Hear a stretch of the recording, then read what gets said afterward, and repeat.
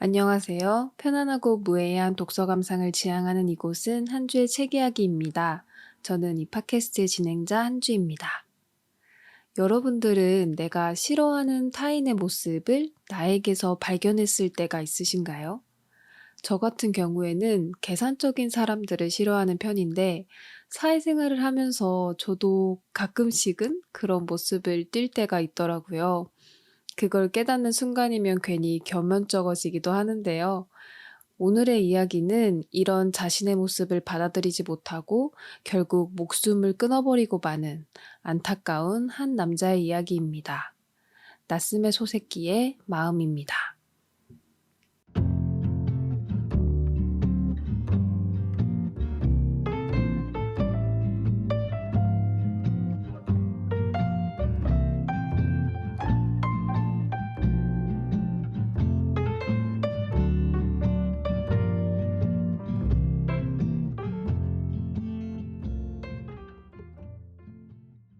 저는 일본 문학을 좋아해서 나스메 소세키의 이름이 조금은 익숙한 편이었어요.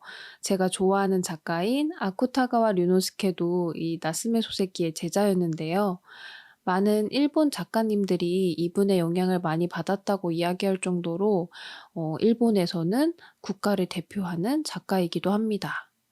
사실 표절 논란이 조금은 있는 작가이기는 해서 이분의 작품을 다룰까 고민을 했었는데 앞으로 아시아 문학, 특히 일본 문학을 다룰 때 언급이 될 수밖에 없는 작가이기는 해서 일단 이 문제는 조금 배제하고 작품에 대한 이야기만 다뤄보도록 하겠습니다. 오늘의 작가 나츠메 소세키는 1867년 2월 9일 아버지 나츠메 나오카스와 어머니 자에 사이에서 에도 지역, 지금의 도쿄에서 태어났습니다. 오남 3녀 중 막내로 태어난 나츠메 소세키는 어머니가 노령의 나이에 낳은 자식으로 사회적 시선으로부터 환영받지 못한 아이였는데요. 그래서 다른 가정으로 입양됐다가 양부모의 문제로 인해서 다시 본가로 돌아오는 등 조금은 불안정적인 환경에서 어린 시절을 보냈습니다. 그럼에도 불구하고 명석한 두뇌를 가지고 있었던 나츠메 소세키는 큰형의 도움으로 비교적 일찍부터 영어를 배우는 등 서양 문물을 받아들이기 유리한 조건을 갖추게 되었고 도쿄 제국대학에서 영문학을 공부하면서 영어 교사로 일하게 됩니다. 그렇게 교사로 일하는 도중에 정부의 지원으로 영어 교육법 연구를 위한 유학을 영국으로 가게 되는데요. 정부의 소소한 지원으로 인한 경제적 어려움과 파고들수록 영어 교육에 대한 타국인으로서의 한계를 느낀 나스메 소세키는 매우 고통스러운 날들을 보내게 됐고 유학 이후에 큰돈을 받는 대학 교수가 되기는 하지만 결국 이 교수직을 그만두고 전업 작가로 전향하게 됩니다. 그의 작가로서의 활동에는 유학 시절에 접했던 서양 문학이 많은 영향을 끼쳤는데요. 그렇게 탄생한 첫 번째 소설이 바로 나는 고양이로소이다입니다. 그의 나이 38이었습니다. 한 나라를 대표하는 작가치고는 굉장히 늦은 나이에 시작을 했죠. 이후 도련님, 풀베개, 산시로, 그우 등 다양한 작품을 연달아 발표하면서 인기 작가로서의 자리도 다지게 됩니다. 나스메 소세키의 작품을 전체적으로 살펴보면 초기에는 주로 유머와 풍자를 통해 사회적인 모순을 드러내는 작품을 많이 쓰지만 시간이 지나면서 점차 인간 내면의 고뇌와 갈등을 탐구하는 방향으로 흘러갑니다. 특히 자기중심주의에 대한 깊은 성찰을 통해 인간의 이기심, 고도, 도덕적 갈등을 탐구했는데요. 이런 것들이 잘 녹아져 있는 작품이 바로 오늘 이야기할 작품 마음입니다. 나스메 소세키는 사실 평생 동안 건강이 좋지 않았어요. 교수직을 그만두고 글쓰기를 시작한 것도 이런 이유가 있었는데요.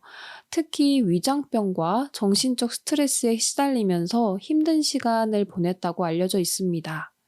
이후 1916년 49세라는 조금은 젊은 나이에 생을 마감하게 되었고 과거 한때는 일본 지폐에 자화상이 실렸을 정도로 일본 사회에서는 아주 큰 존경을 받는 국민 작가가 되었습니다. 그럼 이제부터 본격적으로 그의 대표작인 마음에 대해서 이야기해 보도록 하겠습니다. 오늘의 작품 마음은 신문 연재 소설로 먼저 발간된 작품이지만 인기가 상당했기 때문에 책으로도 출간이 되었는데요. 책에서는 크게 3부작으로 나눠져 있습니다. 연재 소설의 특징상 독자를 계속해서 끌어당겨야 하는 재미가 중요한 만큼 이 작품 역시도 문체는 담담하지만 계속해서 궁금하게 하는 묘한 매력을 가진 소설이었습니다. 일부 선생님과 나에서는 작품의 화자인 내가 선생님과 관계 맺는 과정을 보여줍니다. 도쿄에서 공부하는 대학생인 나는 여름방학 동안만 가마쿠라 해변에서 지내게 됐는데요. 그때 한 서양인이 일본식 유카타를 입고 해변에서 노는 것을 발견합니다. 그리고 자연스레 그 옆에 있던 동양인에게 시선이 가는데 그 사람이 바로 선생님이었습니다. 이후 알 수 없는 끌림에 의해서 선생님의 주변을 머물게 되고 결국 이 둘은 가까워지게 되면서 도쿄에서도 그 인연을 이어가게 됩니다. 처음에 선생님은 자신을 따르는 나에게 일정한 거리를 유지하려고 하지만 점차 둘은 자신의 속 얘기를 하는 그런 사이로 발전하게 되는데요. 은둔하고 조용하게 살고 있던 선생님에게는 내가 거의 유일한 친목 관계였고 그로 인해 그의 아내와도 막연한 사이가 됩니다. 여기서 제가 막연한 사이라고 하는 건 집에 오가는 사이 정도로 생각하시면 좋을 것 같아요. 막연한 사이라고 해서 선생님이 나를 끔찍히 아끼고 친절한 건 아니지만 서로를 존중하고 있다는 것은 충분히 느낄 수 있는 그런 관계입니다. 서로가 점점 가까워지면서 나는 선생님이 자신의 나이였을 때의 이야기, 즉 과거의 이야기를 듣고 싶어 하는데요. 하지만 선생님은 자신의 과거에 대해 말하기를 꺼려합니다. 이러한 선생님의 미스터리한 태도는 나와 독자에게 큰 호기심을 자극하게 되는데요. 그리고는 어떤 일인지는 모르지만 자신처럼 살지 말라고 나에게 충고하면서 자신의 죄와 고독은 평생의 무거운 짐이라는 것을 강조합니다. 2부 부모님과 나에서는 나의 아버지의 건강이 위독해지면서 도쿄를 떠나 시골 고향집에서 부모님과 지내는 일을 다루고 있는데요. 이 부분에서는 특별한 서사가 있기보다는 전통적인 가치관의 기성세대 부모님과 자아를 중시하는 개인주의의 영향을 받은 내가 갈등하는 장면들로 꾸려져 있습니다. 예를 들면 이때 당시 대학이 한 개밖에 없어서 대학을 졸업했다는 것은 고연봉의 직업을 구할 수 있다는 뜻이었는데 부모님은 내가 번듯한 직업을 빨리 갖기를 바라는 반면 나는 선생님 같은 삶을 지향합니다. 그러면서 점점 자신의 부모님과 선생님을 비교하게 되고 이 선생님과 도쿄와의 생활을 그리워하게 되면서 다시 도쿄로 되돌아가려고 했지만 아버지의 상태가 급격하게 나빠지면서 계획은 다시 무산되고 맙니다. 그러다 선생님에게 한 통의 편지를 받게 되는데 그 편지는 이렇게 시작합니다. 기아가 내 과거를 캐물었을 때 대답하지 못했던 용기 없는 나는 지금 귀아 앞에 그것을 명명백백히 밝힐 자유를 얻었다고 믿고 있습니다. 하지만 이 자유는 귀하의 상경을 기다리는 사이에 다시 잃어버리고 말 세속적인 자유에 지나지 않습니다. 따라서 그것을 이용할 수 있을 때 이용하지 않고서는 내 과거를 귀하의 머릿속에 간접 경험으로서 가르쳐줄 기회를 영구히 놓쳐버리게 될 것입니다. 그러면 그때 그토록 단단히 약속했던 내 말은 완전히 거짓이 되겠지요. 어쩔 수 없이 나는 말로 해야 할 일을 펜으로 써내려 가기로 했습니다. 그렇습니다. 자유를 얻었으니 얘기하겠다. 하지만 이 자유는 다시 영구히 잃어버리고 말 것이다. 선생님이 돌아가시기 전에 남긴 유서였습니다. 이 편지를 받은 나는 아버지가 위독하신 건 알지만 아버지를 뒤로 하고 도쿄행 기차를 타게 됩니다. 그렇게 3부 선생님과 유서에서는 선생님의 유서가 담겨 있는데요. 여기서부터는 화자가 선생님으로 바뀌고 편집글의 형식을 띠게 됩니다. 그리고 앞에서의 모든 미스터리가 풀리면서 선생님의 과거 이야기가 시작됩니다. 선생님은 어린 시절 부유한 가정에서 태어났지만 아버지와 어머니가 장티푸스로 일찍 돌아가시게 됩니다. 선생님은 도쿄에서 학업 생활을 해야 됐기 때문에 아버지가 많이 믿고 의지했던 작은 아버지에게 모든 재산 관리를 맡기게 되는데요. 경제관념이 무지했던 선생님은 친절한 작은아버지 가족들에게 감사하는 마음을 갖고 학업을 이어가는데 어느 날 작은아버지가 선생님에게 자신의 딸과의 결혼을 독촉하기 시작합니다. 그리고 자신의 고향 친구에게서 작은아버지의 사업이 망했다가 아버지가 돌아가신 시점부터 다시 일어나기 시작했다는 얘기를 듣게 되는데요. 알고 보니 작은아버지가 아버지의 재산을 빼돌리고 있었던 것입니다. 그 사실을 안 선생님은 모든 재산을 되찾으려고 했지만 역부족이었습니다. 결국 학업을 지속하기 위해서 일부 재산만 돌려받고 도쿄의 한 하숙집에서 생활을 하게 되는데요. 사실 선생님은 재산도 재산이지만 아버지처럼 따랐던 작은아버지의 배신이 더 크게 다가왔어요. 그래서 아무도 믿지 못하고 자신에게 친절한 사람까지도 의심하게 되는 그런 태도를 갖게 됩니다. 하숙집 아주머니한테도 처음에는 역시 좀 무뚝뚝하고 가까워지지 못했는데요. 시간이 흐르고 하숙집 아주머니와 그녀의 딸의 진정성을 느끼게 되면서 선생님도 이들에게만큼은 마음을 풀게 되고 하숙집 아주머니의 딸에게 사랑의 감정까지 느끼게 됩니다. 그렇게 오순도순 잘 지내는 와중에 선생님은 그의 친구 K가 자신처럼 가족에게 내쳐진 처지라는 것을 알게 되고 K를 하숙집으로 데려오게 되는데요. 친구 K는 굉장히 강단 있고 종교 사상을 공부하며 매우 도덕적인 친구였지만 지금의 친구 K는 여러 고난을 겪으면서 말수도 잃고 비관적이게 변한 상태였어요. 이런 모습에 선생님은 자신의 예전 모습이 떠올랐고 그래서 친구 K가 자신처럼 조금은 긍정적이게 변하게 되길 바라면서 하숙집으로 데려온 것이었습니다. 그렇게 시간이 흐르고 친구 K도 점점 편안해진 모습을 갖게 되는데 어느 날부턴가 친구 K와 하숙집 딸이 무척 친해져 있다는 걸 선생님은 느끼게 됩니다. 그리고 일어나지 않았으면 했던 그 일이 일어나게 돼버리는데요. 바로 친구 K가 선생님에게 그 소녀를 사랑한다고 말한 것이었습니다. 소극적인 성격의 선생님은 아무에게도 말 못했던 그 감정을 친구 K가 자신한테 먼저 말해버린 거예요. 친구 K는 자신의 종교적 신념과 사랑이라는 감정에서 고민을 하면서 선생님에게 조언을 구하기 위해서 얘기를 했던 것이었고 선생님은 하숙집 딸을 빼앗길 것 같다는 불안감을 이기지 못하고 친구 K에게 이렇게 이야기합니다. 정신적으로 향상심이 없는 자는 바보다. 그러니까 사랑이라는 감정 따위에 흔들려서는 안 된다는 걸 친구 K의 대사를 그대로 돌려준 것인데요. 그 말을 들은 친구 K는 선생님의 말을 알아듣고는 슬픔을 감추진 못하지만 끝내 소녀에 대한 마음을 접기로 다짐합니다.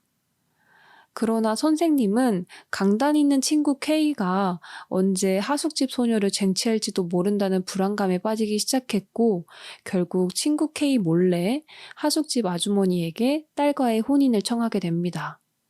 그런데 또 불행하게도 이 선생님은 친구 K에게 직접 말할 용기는 없었고 결국 친구 K는 선생님이 아닌 하숙집 아주머니에게 둘이 결혼한다는 소식을 듣게 되고 친구 K는 그날 밤 자살을 하게 됩니다. 선생님은 친구 K의 죽음에 대한 죄책감을 느끼게 되고 이후 자신을 고독 속에 밀어넣으며 속죄의 삶을 살게 되는데요. 그리고 결국 이 죄책감은 죽음을 통해서만 해결할 수 있다고 생각한 선생님은 나에게 이 사실을 알리며 자살을 하게 됩니다. 그럼 지금부터는 제가 인상 깊었던 부분들에 대해서 조금 더 깊게 이야기해보는 시간을 갖도록 하겠습니다.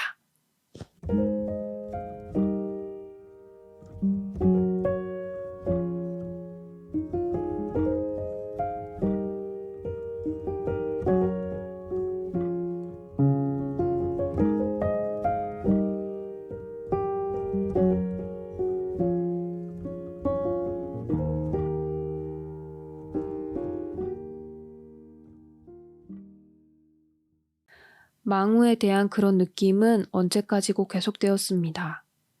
실은 나도 처음부터 그걸 두려워했습니다. 몇 해 전부터 바라왔던 결혼조차 불안 속에서 식을 올렸다고 해야겠지요.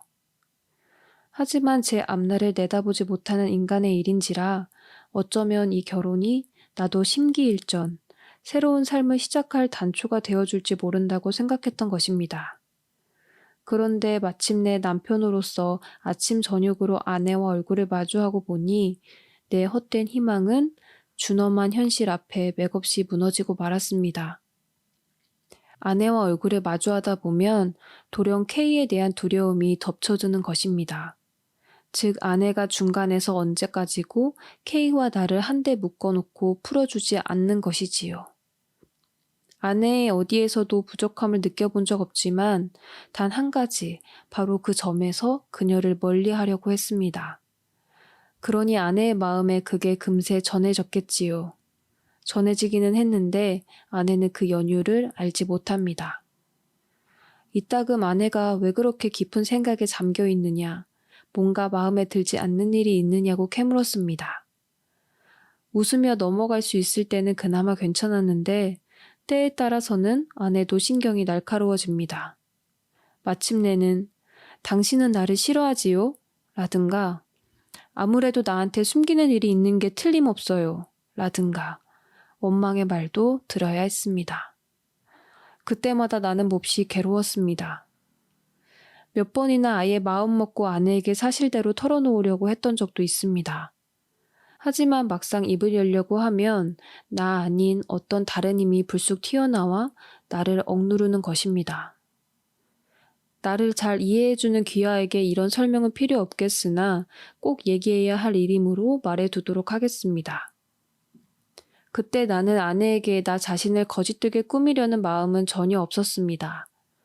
만일 내가 망우에 대한 것과 똑같은 선한 마음으로 아내 앞에서 참회를 했다면 아내는 기쁨의 눈물을 흘리며 내 죄를 용서해 주었을 게 틀림없습니다. 그런데도 그렇게 하지 않았던 나에게 어떤 이해타산도 있었을 리 없지요. 나는 단지 아내의 기억 속에 시커먼 점 하나가 찍히는 것을 견딜 수 없어 털어놓지 않았던 것입니다. 단 한 방울의 잉크라도 그 순백의 바탕에 가차없이 뿌려지는 건 나에게 크나큰 고통이었다는 것을 이해해 주십시오. 1년이 지나도 K를 잊지 못한 나는 늘 마음이 불안했습니다. 그 불안을 떨쳐내기 위해 애써 책에 몰두하려 했습니다. 맹렬한 기세로 공부하기 시작했습니다. 그리고 그 결과를 세상에 내놓는 날이 오기를 기대했습니다. 하지만 억지로 목적을 만들고 억지로 그 목적이 달성되는 날을 기대한다는 것은 거짓된 일이라서 유쾌하지 않더군요. 도저히 책 속의 마음을 파묻을 수 없었습니다. 나는 다시 팔짱을 낀 채 세상을 바라보았습니다. 아내는 그것을 당장 먹고 살 만하니 마음이 해이해진 것이라고 바라봤던 모양입니다. 처가 쪽에서도 모녀 2사람쯤은 그럭저럭 먹고 살 만큼 재산이 있었던 데다 나도 굳이 직업을 구하지 않아도 별 지장이 없는 형편이었기 때문에 그렇게 생각한 것도 당연하지요. 실제로 나도 얼마간 망가진 부분이 있었을 겁니다. 하지만 사회활동에 나서지 못한 주된 원인은 전혀 그런 데 있지 않았습니다. 작은 아버지에게 사기를 당했던 당시에 나는 남을 믿을 수 없다고 절실히 느꼈던 게 사실이었지만 남을 좋지 않게 본 것뿐이지 아직 나 자신은 정확한 사람이라는 마음을 갖고 있었습니다. 세상이 어떻든 나만은 반듯한 인간이라는 신념이 어딘가에 있었던 것이지요. 그러던 게 K와의 일로 여지없이 무너지고 나 역시 그 작은아버지와 똑같은 인간이라는 의식이 들면서 갑작스레 휘청거렸습니다. 남에게 진저리를 냈던 내가 나 자신에게도 진저리가 나서 어떻게도 해볼 수가 없었던 것입니다. 이 장면은 친구 K를 떠나보낸 뒤의 선생님의 심경인데요. 양심을 배반한 욕망의 발현이 얼마나 최악의 수인지를 보여주는 장면이었던 것 같습니다. 결국 사랑하는 아내까지 사랑의 감정으로 볼 수 없게 된 것이니까요. 그래서 저는 이 작품을 특히 젊은 세대 분들이 꼭 읽어봤으면 하는 마음인데요. 양심의 소리를 듣지 않는 한 겉모습은 으리으리할지 몰라도 속은 뭉그러진다는 것을 간접적으로라도 느낄 수 있으니까요. 선생님도 나에게는 존경받는 인물이었고 일을 하지 않아도 먹고 사는데 문제가 없었고 자신이 원하는 여자와 결혼 생활을 하고 있음에도 불구하고 결국 평생을 인간답게 살지 못하고 생을 마감하게 됩니다. 양심적으로 살아라 라는 어떻게 보면 정말 흔한 문장이 인생에 있어서는 굉장히 중요한 문장이었구나라는 생각이 들었고 어쩌면 많은 분들이 불안감을 느끼시는 이유 중에 하나가 내 마음이 하는 이야기와 내가 하는 선택의 괴리로 인한 것이 아닌가 하는 생각도 들었습니다. 저는 이렇게까지 사람이 죽는 큰 일은 아니었지만 양심의 소리를 잠깐 무시하는 선택을 했다가 괜히 마음 쫄렸던 적이 있었는데 그때 생각해보면 그냥 솔직하게 말하고 상황을 조율하는 게 더 나은 선택인 것 같아서 지금은 굉장히 후회스럽더라고요. 그리고 그런 선택을 하는 나의 모습을 상상하면 또 부끄러워지기도 하고요. 만약에 선생님도 친구 K에게 자신의 감정을 같이 이야기만 했었어도 아니면 결혼식에 대한 이야기라도 먼저 했었더라면 저는 이런 최악의 상황까지는 만들어지지 않을 거라고 생각을 합니다. 비록 요즘 시대에는 양심적이지 않은 사람들이 더 잘 사는 모습들이 보이는 것 같아서 한숨이 나오기는 하지만 이런 사람들이 많아질수록 우리 사회는 어두워질 것이라는 것만은 저는 확실하다고 생각합니다. 굉장히 비정상적인 모습들이잖아요. 그리고 어쩌면 양심이라는 것은 인간이 본능적으로 자신의 행복을 추구하기 위해 만든 마음이 아닐까라는 생각도 해봤습니다. 조금 더 양심적인 사람들이 많아지길, 그래서 아프지 않은 사회가 되길 바라봅니다. 물론 저도 계속해서 노력할 예정이고요. 고향을 떠나올 때 나는 이미 염세적이었습니다. 타인이란 어떤 기대도 품을 수 없는 존재라는 관념이 그때 뼛속까지 스며든 모양입니다. 적으로 생각했던 작은아버지 부부나 다른 친척들이 마치 인류의 대표자인 양 그런 판단을 했던 것이지요. 기차에 타서도 옆 사람의 기척을 티나지 않게 살펴봤을 정도입니다. 어쩌다 내게 말을 걸어오기라도 하면 더욱더 경계했습니다. 마음은 늘 침울했습니다. 납덩이를 삼킨 것처럼 이따금 가슴이 답답해졌습니다. 그러면서도 앞서 말했던 것처럼 신경은 날카롭게 버려졌습니다. 도쿄에 와서 하숙집을 바꾼 것도 그게 큰 원인이었던 것 같습니다. 돈이 궁하지 않으니 집을 사들일 생각도 했던 게 아니냐고 한다면 그것도 맞는 말이겠지만 원래 나였다면 설령 주머니 사정이 아무리 좋더라도 그런 번거로운 짓은 하지 않았겠지요. 고이시카와로 이사한 뒤로는 한동안 그런 경직된 마음을 풀 수 없었습니다. 나 스스로도 창피해질 만큼 주위를 힐끔힐끔 훔쳐보았습니다. 기이하게도 작동이 잘 되는 건 두뇌와 눈뿐이고 입 쪽은 그 반대로 점점 열리지 않았습니다. 나는 새 하숙집 사람들의 기척을 고양이처럼 낱낱이 관찰하며 말도 없이 책상 앞에만 앉아 있었습니다. 때때로 그들에게 미안해질 만큼 빈틈없이 주의를 기울였습니다. 물건을 훔치지 않는 소매치기 같다 하는 생각에 나 자신이 싫어지기까지 했습니다. 귀하는 분명 이상하다고 생각하겠지요. 그런 내가 어떻게 그 집 따님을 좋아할 마음의 여유가 있었는가? 그 아가씨의 서투른 꽃꽂이를 어떻게 흐뭇하게 바라볼 마음의 여유가 있었는가?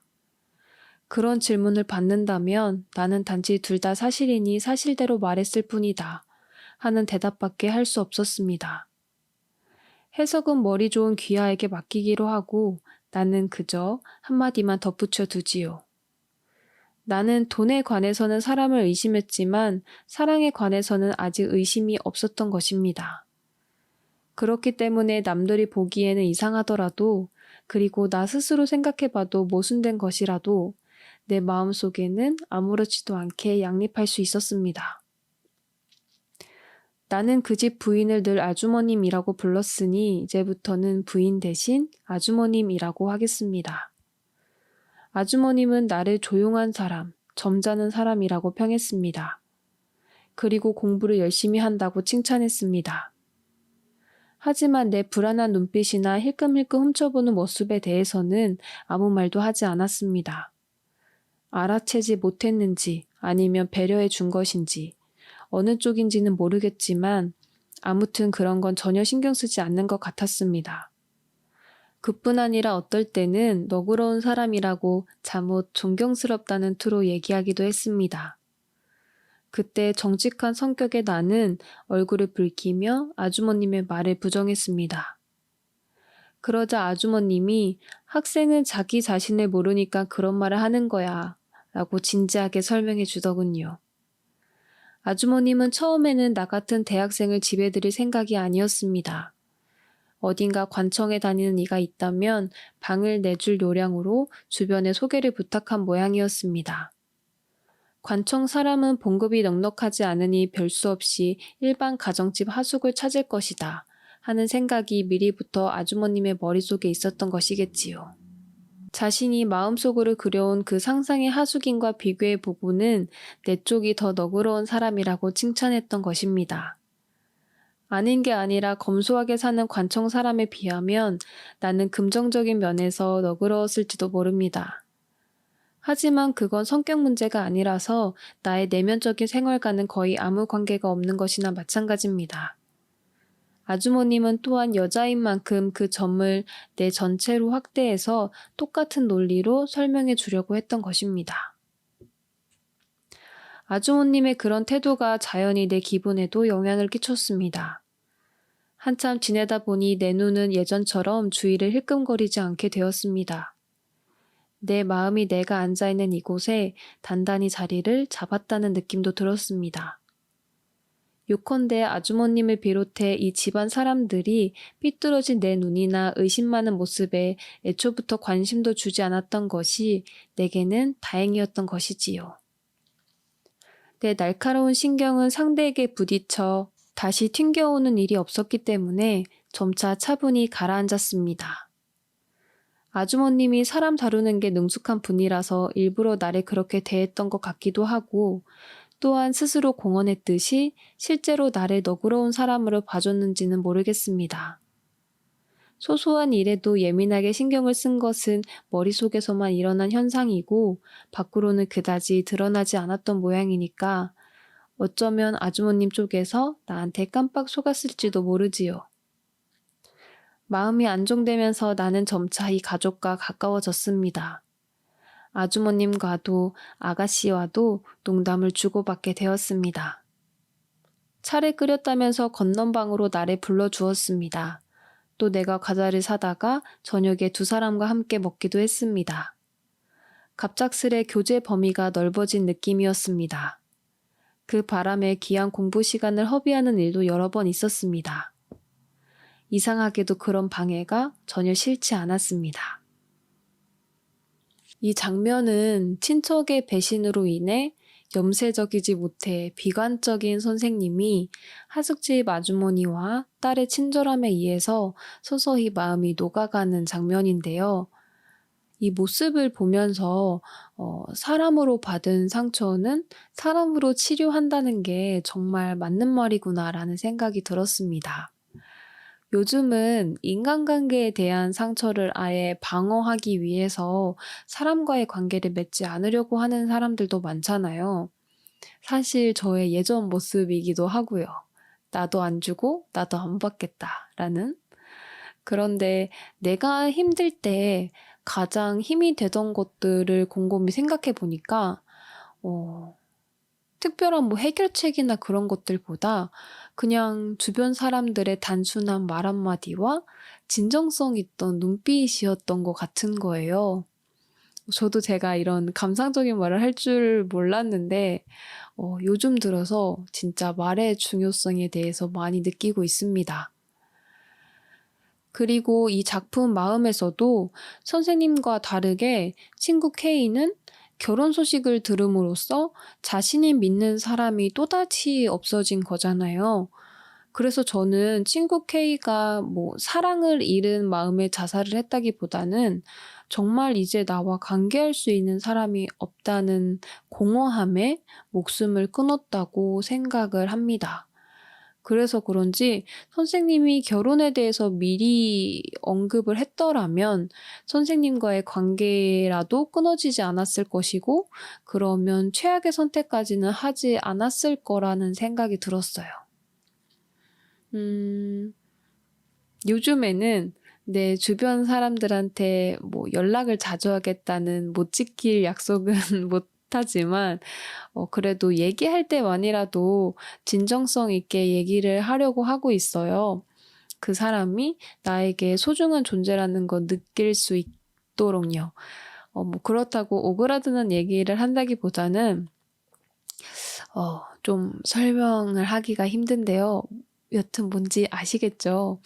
어 그런 마음을 의식적으로라도 갖게 되니까 뭔가 엄마한테도 짜증을 덜 내게 되고 조금 더 상대방의 말을 집중해서 듣게 되는 것 같았습니다. 여러분들도 한번 해 보세요. 생각보다 일상이 기분 좋아지는 걸 느끼실 수 있을 거예요. 사실 이 작품에서 제가 제일 마음에 들었던 부분은 바로 덤덤하지만 섬세한 문장이었는데요. 그래서 그런지 다른 작품들보다 인덱스 붙인 곳도 많았고, 잠시 읽는 걸 멈추고 곱씹어보는 문장도 많았었는데, 이런 것들을 제가 쭉 낭독하기보다는 여러분들의 눈으로, 여러분들의 손으로 느껴보셨으면 하는 마음에 그런 기회를 여러분들에게 넘기도록 하겠습니다. 조금은 쌀쌀해진 지금의 가을 날씨와 너무나도 잘 어울리는 작품이니까요. 꼭 한번 읽어보셨으면 좋겠습니다. 그럼 지금까지 긴 시간 함께 해주셔서 감사합니다.